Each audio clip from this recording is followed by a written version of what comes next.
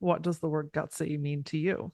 Ooh, gutsy means, this is, I'm gonna have to think about this because I'm trying to be more profound, but gutsy means you're willing to take some risk because we all have to take some sort of risk. I think a totally safe life is a boring life.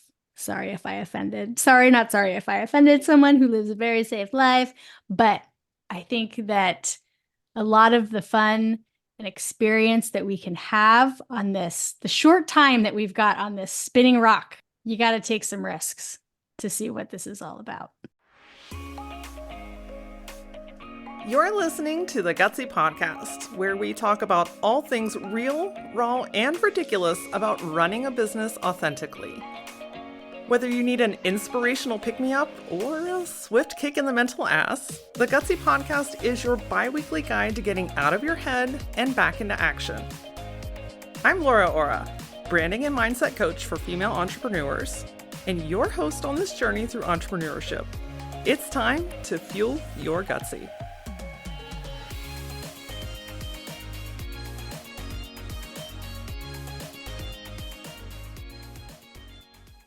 You didn't start a business to become a marketing expert, but here we are. You know that to grow your business, marketing has to be at the forefront, yet marketing often seems like a giant pain in the ass. It might feel complicated, there's 100 moving pieces at any given moment, and you always seem to be chasing dates and cramming info into the last minute, and then wondering, why on earth is this not working? Today, we're chatting with the founder of Enji, an intuitive marketing software for small businesses, to help transform your marketing mindset so that you can begin to grow with ease and even start liking marketing again. Tayler Cusick-Hollman is a marketing consultant and small business builder. While you didn't sign up to be Chief Marketing Officer of your business, Enji believes that becoming one doesn't have to be so daunting. And their goal is to empower you with the tools and solutions you need to make more informed decisions, use your resources more effectively, get creative with how you connect with customers, and ultimately grow. Before we chat with Tayler, I'd love to invite you to a new class that I'm hosting in early April that happens to be free. Look, one of the top things that I hear people say is, I have no idea what I want. How do I break this cycle? How do I move forward? You know that you want to experience inner freedom and you want to see the outer change, but how the hell do you get there? That's why in April, we're going to spend some time together, my friend, to figure these things out for you. I emphasize for you because I'm not all about telling you how to do things in the way that I've done them. I'm about empowering you to discover who you are, what you really want, and then get a simplified plan to move forward. If this is ringing your bell and you're ready to take the necessary steps forward to changing your life for the better, go to lauraora.com and sign up to be on the waitlist. This will make sure that you get first dibs when registration opens fully. And for today, we're talking about marketing. This is really an enjoyable conversation. It's very lighthearted, but super informative. So let's get into today's episode. Hey, Tayler, welcome to the Gutsy Podcast. Thank you. Thank you so much for having me. I am extra excited to be here just by our, quick conversation we had offline before jumping in. Yeah, absolutely. You can just tell the energy of a room very quickly. And when it's going to be a good conversation, it just lands very, very quickly. So I got that feeling pretty immediately.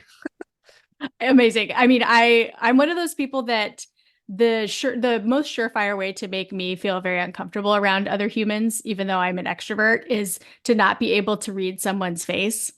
Yeah. And so like if I don't get immediate like good or bad vibes from you, I all of a sudden become very flustered. So yeah, I am really excited that as soon as we showed up on screen, it's like, hey, yeah, let's do this. Let's do this. And we share a mutual affection for the word fuck. So Yes. all in good company.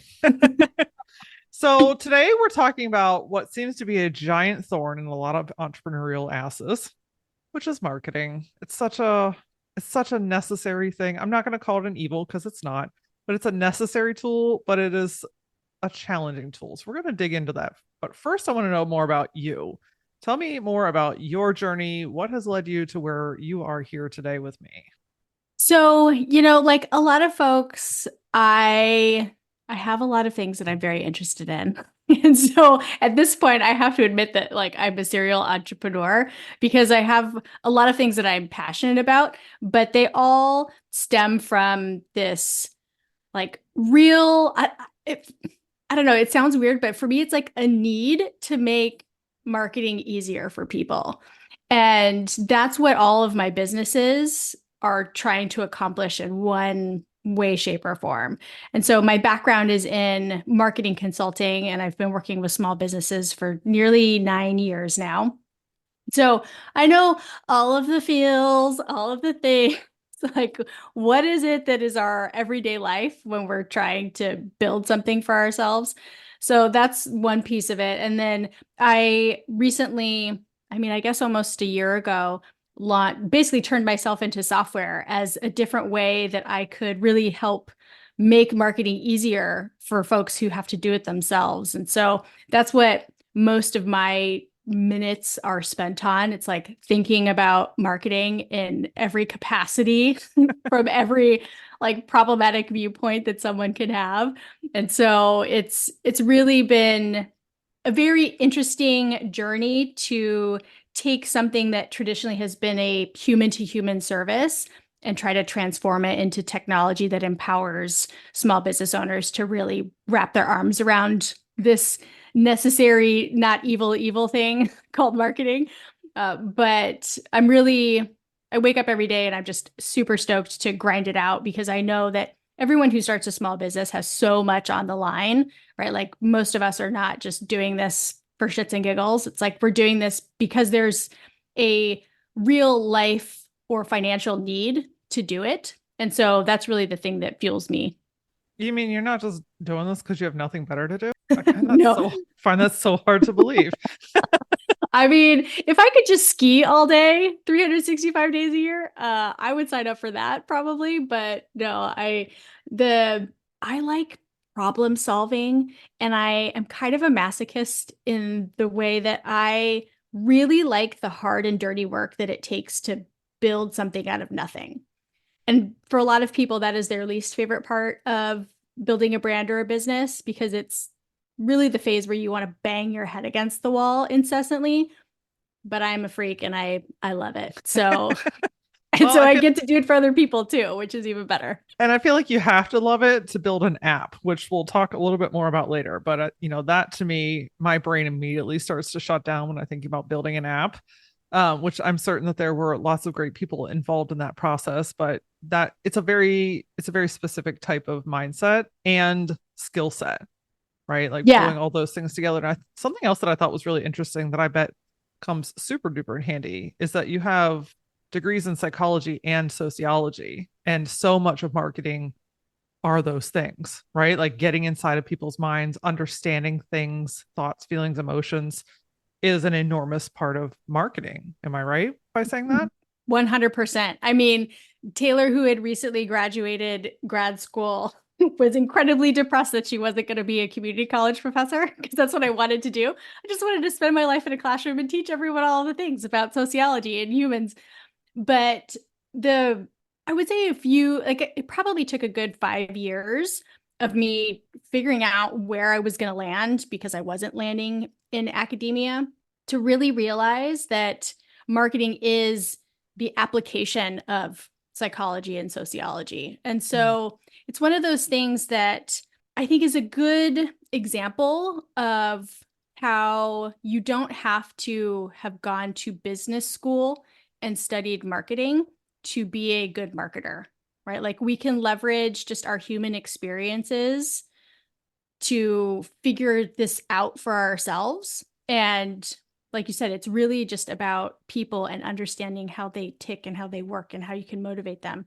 So there's a learning curve to that if you want to get really nerdy about it, but we all have relationships with other humans successfully because we've learned to understand how we can best interact with them. And so there is this component of just like being a human and figuring out how you can translate that into how your business then interacts with other humans that are your potential customers and clients.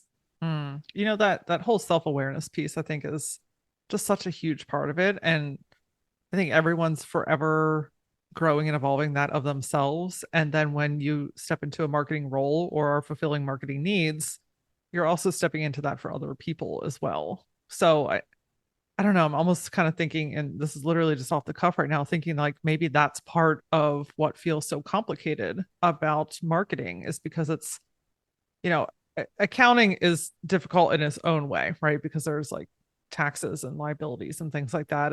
And lawyer stuff is difficult in a different way because they're like LLCs and corporations and structures and all that stuff, but it doesn't really involve emotion Hmm. where marketing does. And I'm having like this realization. I'm like, oh, maybe that's part of the big problem is because we have to tap into emotion. We definitely have to tap into emotion. And it's so, I see this, and I sometimes can fall into this trap of like leaning too much on talking about the what my business does, right? And we do that because we are actively avoiding the emotional piece of marketing, right?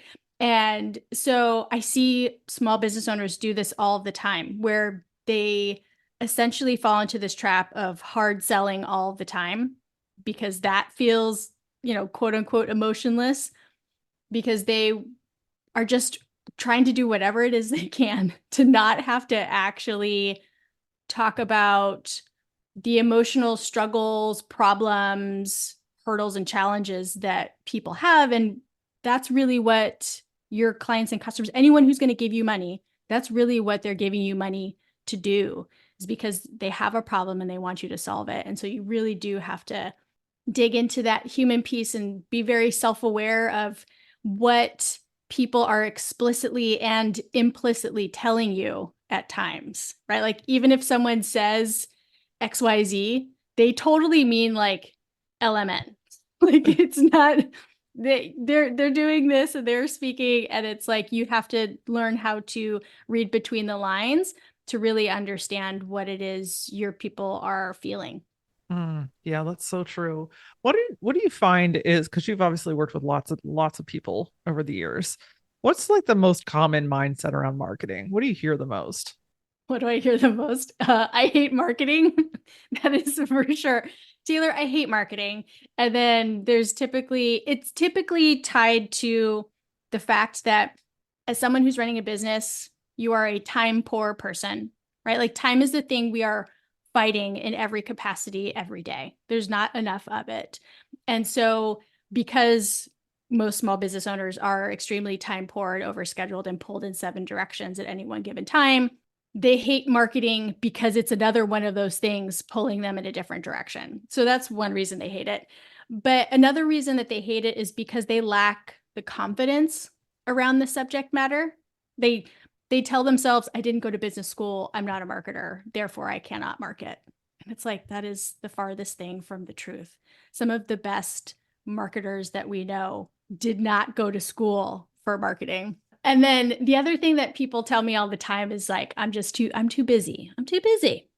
And they convince themselves that they don't have the time when really what's happened is they are just really shitty at time management and like project management and setting priorities and like committing to the work that they said they're going to do. So, that the commitment piece to me is the one that I'm I'm personally really trying to dig into that from a psychological perspective of why do people so consistently break their own commitments to themselves when Hmm. they know that it can have a positive impact if they follow through on this thing. And marketing 100% is always the first can to get kicked down the road. They're like, nope, can't do it today. And even if you've got a plan and tasks laid out on your calendar, it's like, I literally am just like, I don't know what the fuck I need to do to get people to actually commit to the work because there's just this messy soup of things happening in the background that makes it so easy for people to just be like, nah, not today. Yeah, that's so interesting because it's so accurate. It is the very first thing that's like it gets shifted over to tomorrow. and then again to tomorrow. And it's just this never ending cycle. And it's this thing that piles up, and then you end up in this reactive state, or what I like to call like the oh shit moment. Like, oh, I wanted to sell this thing and it's happening next week. And now I have to like hurry. And now I'm wondering why it's not working. And it's this whole mess. And I'm just wondering, like, collectively, why is that such a common thing with marketing? Like, it's not like this with, I mean, sure, everyone has their own kind of season with things, right? But marketing just kind of seems to be like the consensus of like, this is the one thing that we're gonna procrastinate like hell on. Yep. Collectively, everyone just like got the memo that everyone's just gonna ignore their marketing. And so that's why, as someone who is just genuinely interested in psychology and just human behavior, and then on top of that, like my career's mission is to make marketing easier for folks. Like my that is my albatross, that is my white whale that I'm chasing and really trying to figure out. A couple things come to mind because I mean, I don't have a degree in psychology, but I've studied the mind a lot. And something that comes up a lot with people are like fear of success. So it's almost this unconscious habit that's formed. Like, if I don't do this, then I won't have the success, and then I don't have to be afraid. Right. Yep, self-sabotage. Yeah, absolutely. Or even the fear of like, well, if I put this out here, that's going to bring more work and I already can't handle what I have. Right. So it's this very unspoken fear that I think a lot of people need to go on their own personal introspection to discover, like, okay, what am I actually resisting with this? Yep, therapy for everybody. I'm a huge Therapy proponent for the of win. therapy. Yes. Yeah, so everybody needs to go find someone that they trust and can talk to really break this stuff down, because another emotion that I think keeps people from committing is sometimes vulnerability. Mm. Like, especially when it comes to launching a business or a new product or service, it's incredibly vulnerable. I mean, that was one of the most surprising emotions that I felt on launch day for Enji. Like, I had just been in such hardcore, like, okay, here's the plan, do the plan. Like, here are all the pieces that I need to bring to life. And then when we finally hit go, and I had like, just the tiniest bit of white space to step back and think about what the fuck it was I was trying to do. It's like, okay, shit, you just turned yourself into software. And if people don't like the software or they think Mm. it's bad, then they think you're stupid and like your approach to marketing is crap. And so on launch day, I was like sitting here in my office, just like tweaking, just like, oh, fuck, like this is way more emotional than I thought it was going to be. And so, yeah, there's just all these weird things that people get into their minds, and they literally self-sabotage by keeping themselves from getting started, because sometimes, like you said, like people are afraid of success. What if this does work? And they're not open enough to that concept or that potential reality that like they're worthy of that success, right? So that's why marketing is so fascinating to me, because it's so tied to just like the different aspects of being human, the human condition. The human condition is alive and well in this little corner of our existence. It sure is. But you know what? It's also the thing that we have to have marketing. Like, it's this thing that, like, without marketing, no one's gonna have any idea who you are, what you sell, or how they can get it in its most basic form. 100%. One of the most basic things probably the most basic thing any small business owner needs to do is get people to realize you exist. And that is a core function of marketing. And if people don't know you exist, they're not just going to find you, right? Like, so you're just setting yourself up for total failure if you're not doing this like very fundamental step one. Step one, get people to know who you are. You know that saying, if you build it, they will come. Wrong. If you Yep. build it, they will not come if they don't know who you are and where to find you. So you have to build it and then also tell people about it so that they can come. Yep. I mean, and you really have to like beat them over the head about it Yes. and just like relentlessly be a broken record about what it is you do, why it has value, why it's helpful, what it's going to help someone accomplish or whatever pain it is they're trying to avoid. Like all of those things have to become your repeated sort of business marketing mantras. And I think that's one of the other things that complicates marketing for people is, we all definitely get way too close to our own shit. That's just going to happen. But we also start to make assumptions that everything that we hold in our brains and like in our minds and our hearts about our business and why it's great is just like known by everybody else. And so we forget to really break things down and to say certain things on a repeated basis. And I think a really like a very tangible example of this for anyone who's a service provider. And I work a lot with wedding industry professionals and creative service providers. And in that space, I see so many people hiding behind their work and like you can go down and you can sleuth and you can scroll so deep into someone's Instagram feed and you have no fucking clue who the service provider is Hmm. because they've just totally scrubbed themselves of their brand's existence. And that's an example of just how we can forget that we need to do these very like introduce yourself to your audience if you're putting any sort of effort into building your audience and refreshing the types of people or the number of people who are interacting with your brand and being introduced to it. If you don't tell them you exist, then you look like a nameless, faceless organization, which is very strange in the service industry, right? Hmm. So um, that's one of the just like the most pervasive marketing mistakes that I see nowadays. Okay. I'm also thinking, and I know that I am 100% guilty of this one, is on the other, like the flip side of that coin, is, they see my face and they hear me, but I forget to tell them like how to work with me or what I'm offering. like, like you can know me all day long, but if you don't know that I can help you outside of the 60-second reel, then we're not really moving forward either. So showing your face, oh, absolutely, but also yeah, I've learned you really have to tell people, you have to tell people what to do. Like we just assume, like because you know your products and services inside out, right? So we just assume people are going to go on a journey and figure it out for themselves, and it's not that they can't, it's that they're not going to most of the time. You have to guide them along the way so that they know what to do next. Yep. And if anyone who's listening has gotten an email or a DM with what you consider to be a very stupid question about your business, that is proof of the fact that you have to guide people through understanding who you are and how they can work with you.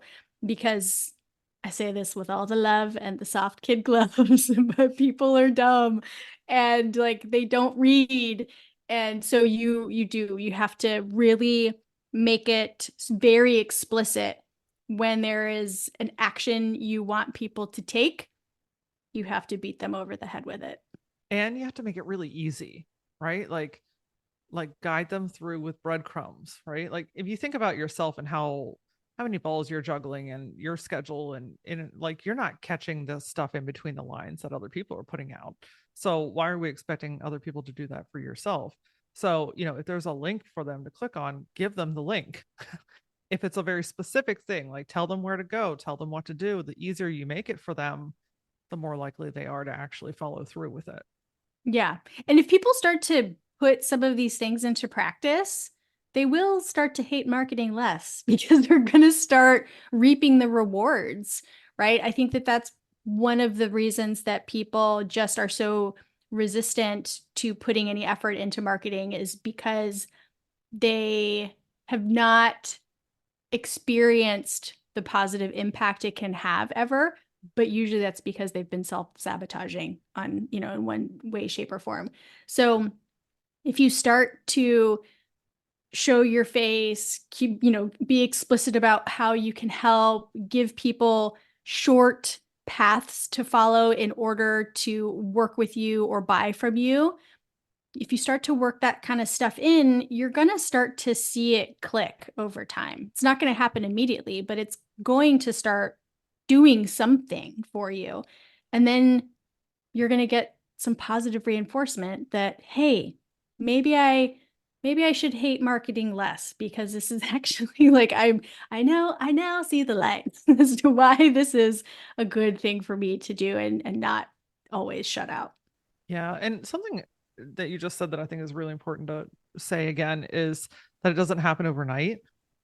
Like you've spent months, maybe years building this thing, right? And so again, you know it inside and out, and it's very familiar to you, but most people that are coming into your world are meeting you for the first time. So we have to give them a chance to get to know you and see if they jive with you and see what's speaking to them and giving it time to actually do its thing and work its magic. And I always find that like it's like a steam engine, right? Like it's maybe sometimes slow to get started, but once you have that momentum, it's actually pretty satisfying to see that stuff like holy shit, this stuff actually works. Yep. And it finding that momentum, some people talk about flywheels or whatever like metaphor or analogy you want to insert here. um you know it takes quite a bit of experimentation to get to that point, and that's another one of the things that scares people about marketing, because it is failure is baked into this, right? If you are experimenting, there's no fucking way that 100% of your experiments are going to work 100% of the time, right? It's more of that Paul Rudd meme from Anchorman, 60% of the time it works 100% of the time. Right? So like this is just one of the things that you have to do as a business owner, is experiment in order to finally get to that point where your steam engine actually has the momentum to start really carrying you through. And that's the point in time where the amount of effort that you constantly need to be putting into your marketing, you can then start to back it off. But until you reach that point, it's like you have to be shoveling the coal into the fire and at a more furious pace. So what does experimenting with marketing look like? What are some examples of that? Oh, this is where it's like you have 100 billion opportunities and like ways that you can experiment with marketing. But the way that I like to sort of make this more tangible for people is when you're experimenting, you're setting up some sort of marketing campaign, because a marketing campaign is different than your overall strategy, because your strategy is just pointing you in a direction, like creating a lane for you to drive your proverbial bus in. But a marketing campaign is a very time-bound thing. Like there's a specific sort of sub goal or hypothesis that you want to test. Maybe it's, hey, if I work with this influencer, maybe I will see a bump in sales. Or maybe if I run this sort of ad, I'll see more email list growth, right? So you can create marketing campaigns around concepts and tactics and marketing channels and audiences that you want to test something with. And so, one of the things that, I mean, at Enji, we're constantly experimenting with advertisements. And I think advertising is just an experiment that never stops. Like it is, because people are constantly changing and your ad is eventually going to get served like too many times. So then you've exhausted the ad creative. And so now it's bunk. And now you have to come up with a whole new different way of visually and emotionally hooking someone. But I think that that's something that people can relate to, right? Like whether you're running an ad to grow your email list, whether you're running an ad to build buzz about a course or product launch that you're working on, or whether you're building an ad to be just a generic brand building thing or retargeting, right? Like there's 1,700 different ways we could go about this. But that's how I like to talk about experimentation, because thinking about experimenting with your marketing strategy overall is kind of like a super big and dangerous thing, right? Like, because your marketing strategy is supposed to help you understand, these are like my marketing routines. This is what I'm going to do on a regular basis. This is my, you know, this is my way of creating some consistency and sanity in my life, right? This is normalcy. So don't go experimenting with, oh, I'm no longer going to do Instagram, email marketing, or SEO. Now I'm just doing TikTok and SMS messaging and referrals, right? Like that would be a total flipping of your strategy on its head. But you can take like one little piece and then do it in this safe little sandbox of an experiment in a marketing campaign and not blow your own shit up. So, but you have to experiment. You have to. It's part of marketing. And that's because the world, markets, industries, our customers, ourselves, our businesses, everything is constantly changing. Yeah. And again, that human experience is involved in it. So not only are you trying to figure it out, but people are changing the way that they receive information and hook onto information and the way that they buy and what's being canceled. And I mean, we're living a whole nother world now at this point. 100%. Like it's complicated, but it's fun. If you're at all open to being on this ride, then you can find fun in it, because I'm pretty sure that most of us don't want to do exactly the same thing every fucking day, right? I mean, Like that's part of entrepreneurialism as a exactly. whole, right? Exactly. It's why we're not corporately employed, right? So we don't want to wake up and do the exact same thing every day. So, this is just a different facet of that same drive that we all had to have this level of control over our daily lives with owning a business. One of the things that I have learned that stops people from moving forward just about faster than anything is not having clarity on what to do, where to go, what are my next steps. Lack of clarity kind of leaves you floundering in this gray space of saying, I want this, I wish that, but what do I do and how do I get there? And since this is such a common thing, let's talk about it together.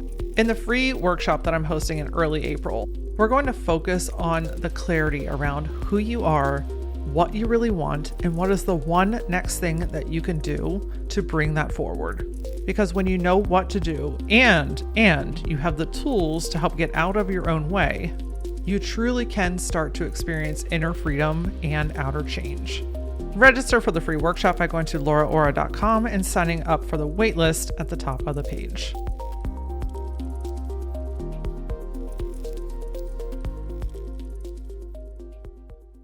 Right. So that's kind of a good turning point here, is like, let's reframe the mind. Let's reframe marketing. How do we start to look at this through a different lens and to see it as exciting and interesting and creative versus this daunting thing? There's a lot of, I'm gonna add another layer to like my background in psych to this. Is I also was a collegiate athlete, and so one of my favorite classes that I took as a part of my undergrad program was sports psychology. And there's so much of sports psychology that is applicable to just like surviving as a small business owner, right? It's kind of the same thing. Like we're working really hard. We can be physically and emotionally exhausted, and there's a lot of competition. I mean, it's like the same. So it's totally the same, whether you sit on a couch all day at your computer tippy tapping or you're, out there running marathons. Like there is a lot of commonality between those two realities and experiences. And there's a lot of visualization, that word never rolls off my tongue, that happens in athletics, which, that's, manifesting, if you want to use a different word. That's kind of the more common language way of talking about how do you visualize your future success. We talk, it is definitely a part of the creative world's understanding of I just need to partly manifest this, right? But then there's a lot of positive self-talk. And this is related to finding a state of flow because you can get overstimulated, right? And if you get overstimulated, there's this arc where increased stimulus helps increase your performance. And then you reach the apex of this arc, and then it just comes crashing down because you are overstimulated, and now you are all flustered and twitchy, and like you lose momentum. And we see this in sports all the time. You know, the Super Bowl was just a couple days ago. You can see it when teams start to fall apart. It's because they're overstimulated.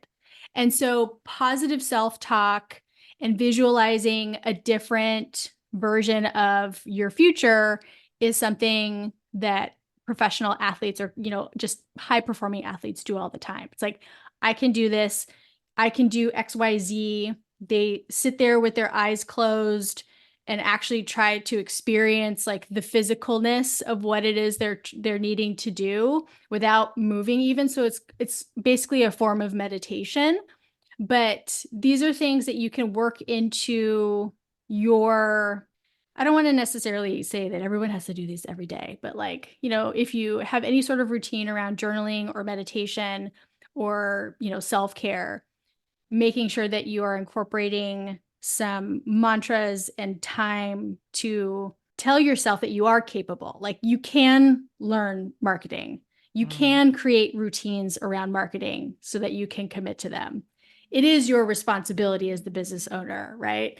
And visualizing you owning this piece of it and what kind of future success you might have if you do commit to the work.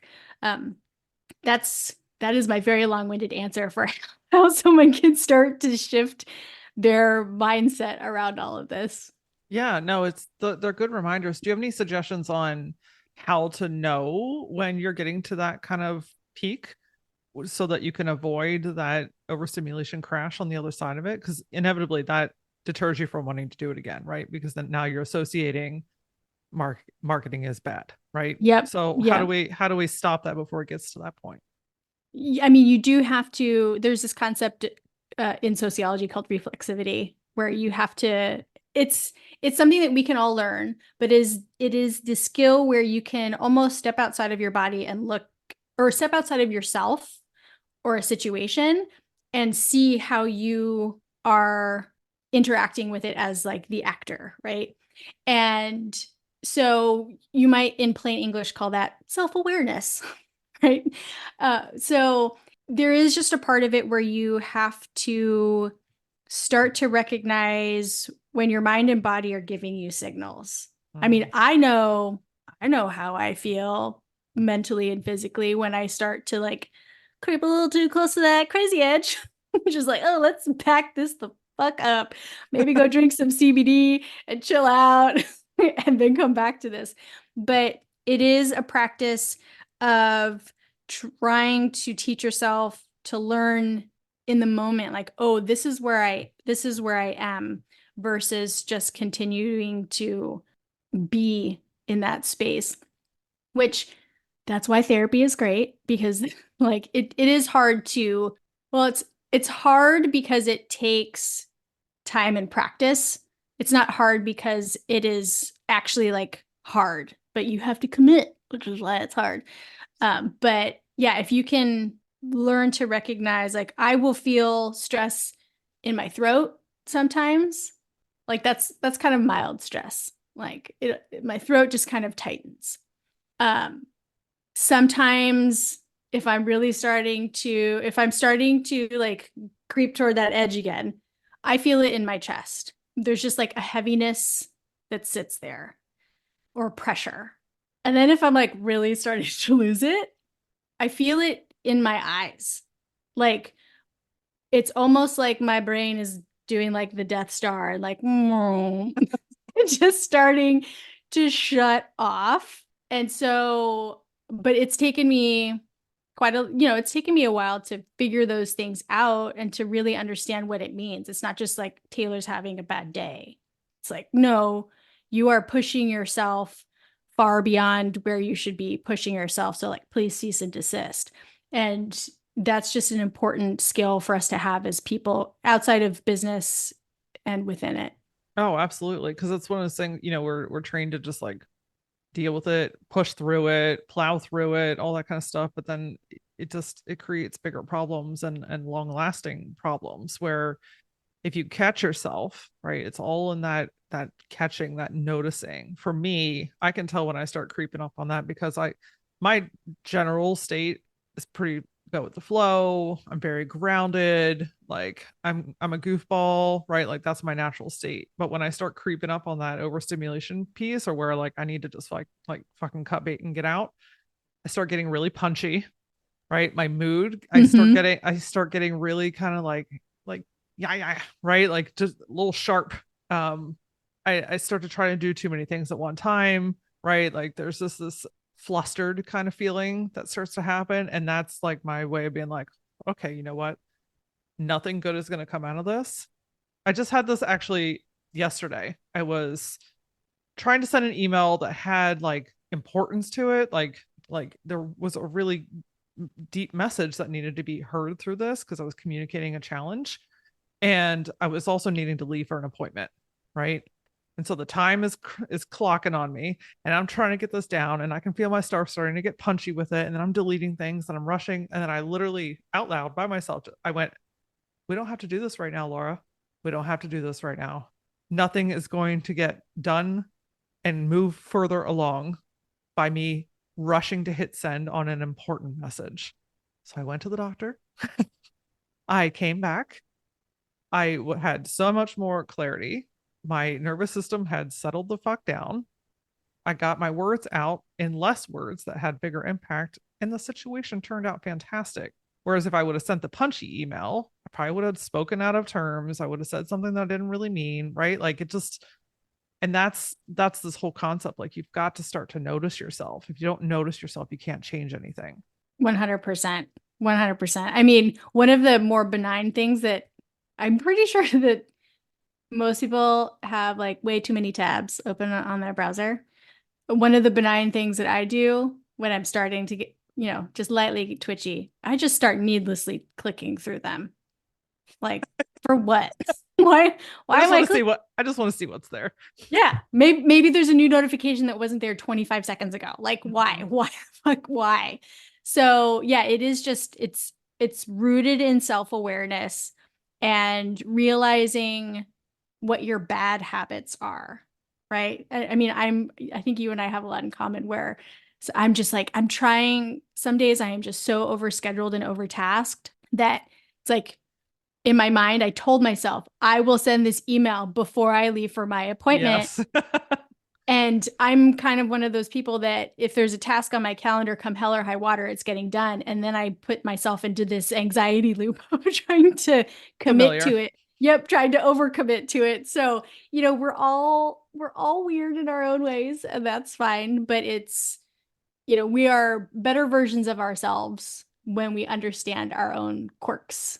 And so that's really step one to changing your mindset is seeing just, taking some notes about yourself and how you feel and act in different situations and then trying to find some patterns. And then eventually you'll become self-aware of those things and you can start to, okay, I'm not going to do this right now, Laura, Taylor. We don't have to send that email in 2.5 minutes. Like why do I just run? Like I just feel like I have to run. You talked about your tabs, something redonkulous that I do. I'll just open up a folder on my desk. Like I'm doing like 800 things and I'm like, what's in this fucking notebook? Right? Like let me read this page.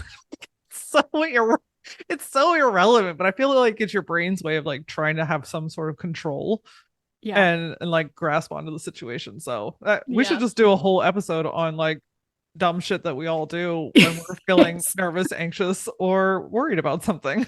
Yep. Yep. It'll be like the small business version of Dumb Ways to Die, Yeah, you know? I love it. I love it. So I'm sure you have lots and lots of great strategy tips. Give us some nuggets of gold of what are some things that you recommend that we can do with marketing? Some things that we might need, some ways that we can simplify things, just to like have some tangible, let me wrap my teeth into this and apply this today. Yeah, when it comes to, to bring this all back to shifting your mindset around marketing and really getting over the I hate marketing one, because that's just a game. It's like a hard stop for most people. You typically hate marketing because you don't know what you're supposed to do.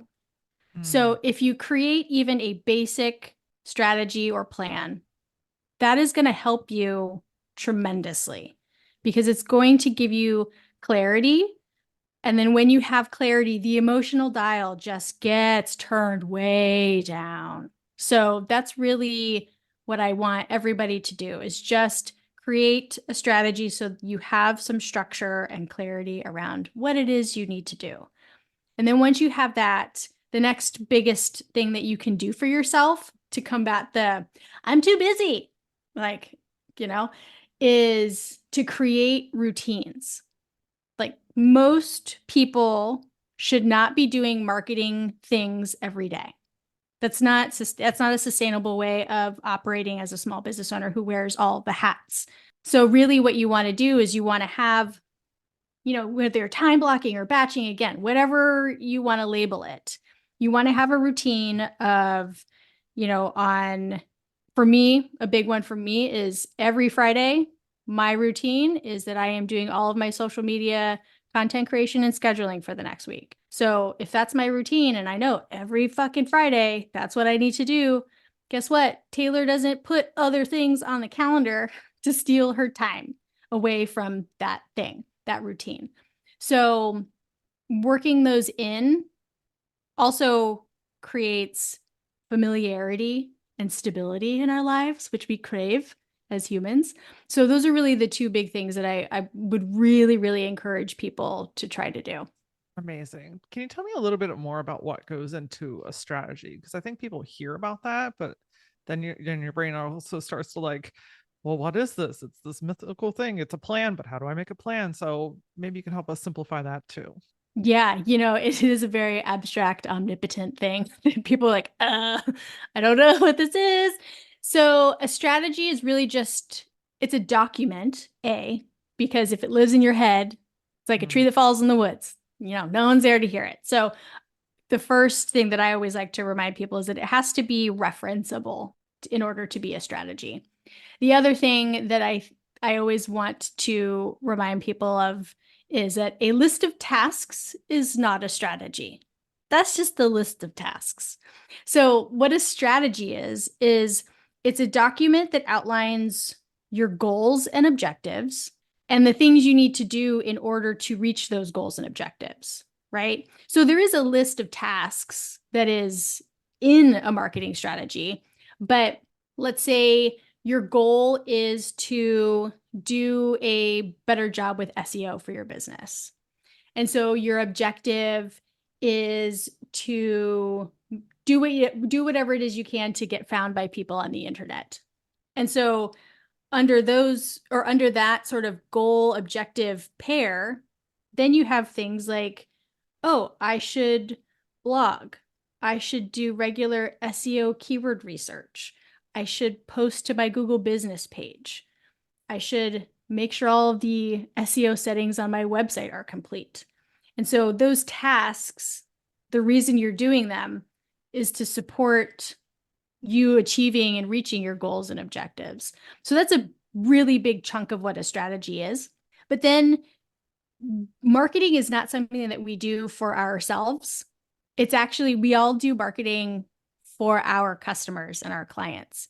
And so your marketing strategy needs to clearly define who you're talking to. Who are you creating all of this content for? Because, like I said, we're not doing it for us, we're doing it for other people to consume. And then the last thing that a marketing strategy should make, super clear is where are you going to do your marketing? And so in, more jargony speak, it's like, what are your marketing channels? And really most people are only going to be able to have the capacity to do two or three like be on two or three channels really well. Otherwise you're just stressing yourself out and then we're going to dissolve into this like the whole thing that we've been talking about this entire conversation. Don't do that. But that's what a strategy is. Goals, objectives, the things you need to do in order to reach them. the customers that you are doing all of these activities for, and then where you're going to do it. Okay. It's like a blueprint. Just fill in the blanks, Yeah. right? Yeah. Fill in the Yeah. blanks. And then, what that also helps with is then knowing how to dedicate your time, right? Like I love you just gave a bunch of people permission that they didn't know they needed but needed to hear that you don't have to do marketing every day, because I think that the internet tells you otherwise, Yep. and it's six one and a half dozen of the other, right? Like there's an opinion and a direction for everything, but just to hear that like you don't have to do it every day, because I think that's part of not wanting to do it is Mm-hmm. like doing it every day. Gosh, it's like a big thing. And you could shift your mindset around that. But if you dedicate time in and you know what you're needing to accomplish and when to accomplish it by, now you've simplified things. Yeah. Now I now it's not mean, this whole mess.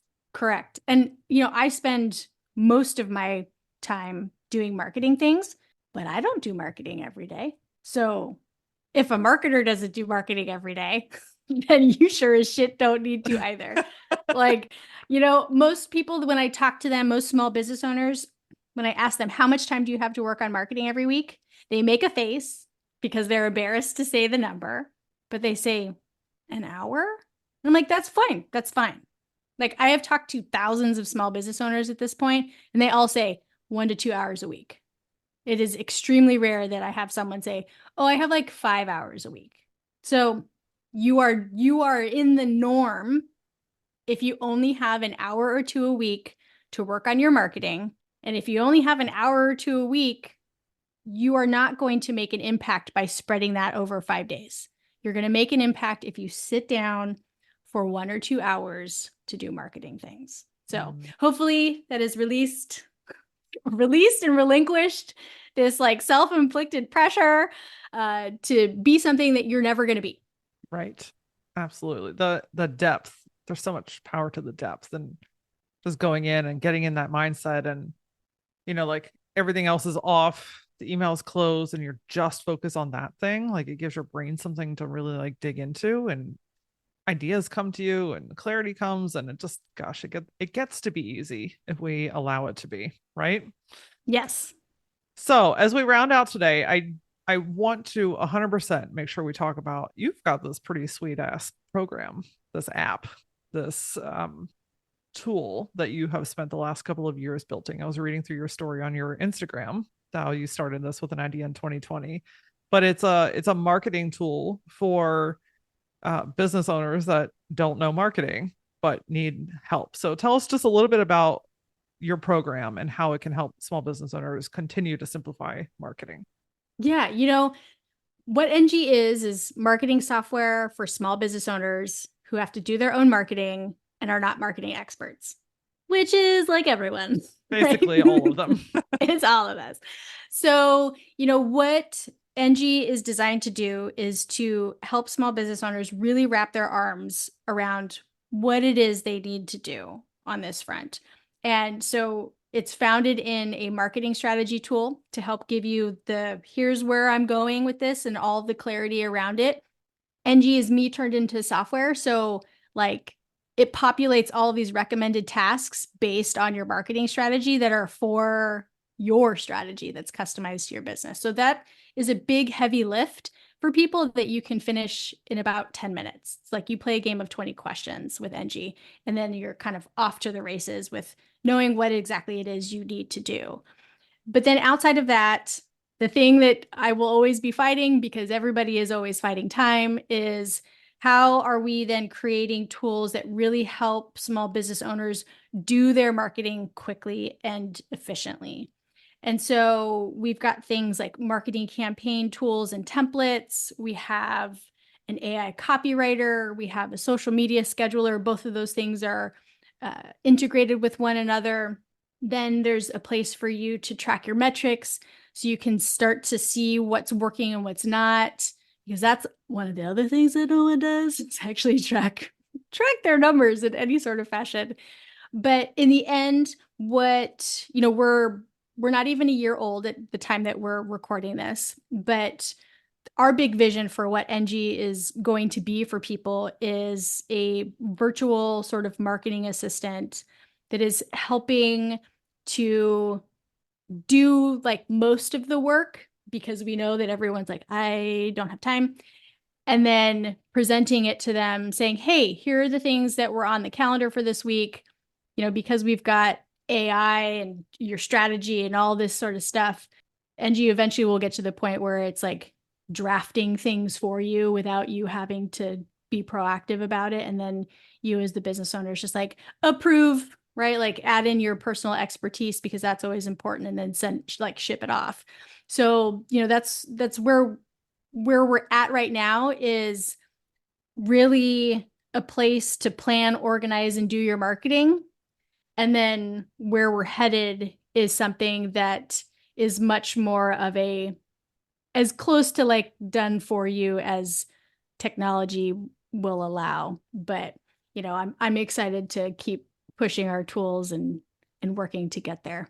Yeah, I was scoping it out on your website, which was beautifully designed, and looking at the features, and I'm like, this is incredible because one of the things that I went, oh damn, that's really good, is because you've input what you want to do, it gives you the list of things that need to be done to accomplish that. And I think that, like you said, that's one of the biggest parts of like, okay, I want to, sell this class that's happening on such and such date. Well, now what? Right? Like Mm-hmm. your program says, here are all the things that we need to do marketing wise to accomplish that. Yep. And it's not all of those tasks come from my brain. We did not use AI to generate those tasks. Mm, So they're not generic. They are what does an actual marketing consultant think you need to do in order to do this campaign or reach these goals and objectives. So we are continually working to layer artificial intelligence into more and more of our tools, but I will always be a stalwart about how this needs to maintain a human component of like, hey, no, like what are the experts actually saying? And, I do consult with a lot of my smart marketing friends. So it isn't 100% just what Tayler thinks you should do. Because I am not omnipotent. I don't have all the answers, but it is very important to me that Enji is giving advice that is not just like generic shit you can find on the internet. right. Yeah. And and this could be a whole nother conversation. I think there's a lot of great uses for AI, but I also truly believe that nothing beats the power of the human brain. So, having dual tools to work with you, I think can be a really powerful combination. Yep. Yep. Artificial intelligence is an accelerant, and that's it. It is not meant to replace most of what we can do as people. And so that's why it is so helpful on the marketing side of things, is because it does make writing a draft of something suck way less for people, right? Because all y'all hate writing. That is the other fact that I know. Everyone tells me they hate marketing, and everyone's like, I hate writing. I'm a terrible writer. But yeah, like what we want Enji to be is just a system, like a proper system that's meant for marketing. So people are not spreading things across the free version of Asana and using ChatGPT over here. And maybe they're using some Excel sheets and Google Docs for other bits and pieces, because so much of marketing can be abstract. And we've talked about that today. Like, I wanted to bring it all into one place so that people can actually start to see how the different pieces and gears of their marketing actually work together. So, And if I'm not mistaken, you've got a code for listeners and a bit of a yes. trial if you don't, if I'm not mistaken. So tell everyone that's listening, how can they get a hold of you? How can they find the software? And tell us about the code, because I think it's really Yeah. exciting. Yeah. So I am a geriatric millennial. You will find me on Instagram most of the time. And our Instagram handle is ENJI_co. Our website is enji.co. And everyone can go in there and start a free 14-day trial. You can use all of the tools, see how it all works, create your marketing strategy in 10 minutes, and get that list of things that you should be working on. And then if you use the code GUTSY, you will get your first month for free. So you can, use that 2 weeks, give it a go, try it all out, do the bulk of setting up your account, and then use Gutsy to get your first 30 days for free. Amazing. We'll make sure that we have that link in the show notes as well. And Taylor, I would love to know, what does the word gutsy mean to you? Ooh, gutsy means, this is, I'm going to have to think about this because I'm trying to be more profound, but gutsy means you're willing to take some risk, because we all have to take some sort of risk. I think a totally safe life is a boring life. Sorry if I offended. Not sorry if I offended someone who lives a very safe life, but I think that a lot of the fun and experience that we can have on the short time that we've got on this spinning rock, you got to take some risks to see what this is all about. Could not agree more. As a fellow geriatric millennial, I thank you for your wisdom today. This was one of my most enjoyable conversations, I think, about marketing. And I think it just reinforces that it can be fun, it can be enjoyable, it can be intentional, and does not have to suck your soul out of your asshole. So thank you for your time and your wisdom. I appreciate you so incredibly much. Thank you so much for having me on as a guest. I had a fantastic time.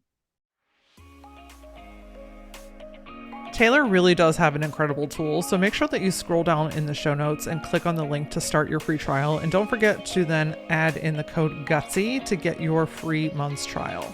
And since you're already going to be in the link section, go ahead and click on my website, lauraora.com, and sign up for the free workshop that's happening in a couple of weeks. I love connecting with you outside of the podcast. Come over to Facebook, TikTok, or Instagram. You can find me using @thatlauraora. Tell me what you took away from today's episode. And as always, until I see you next time, stay gutsy.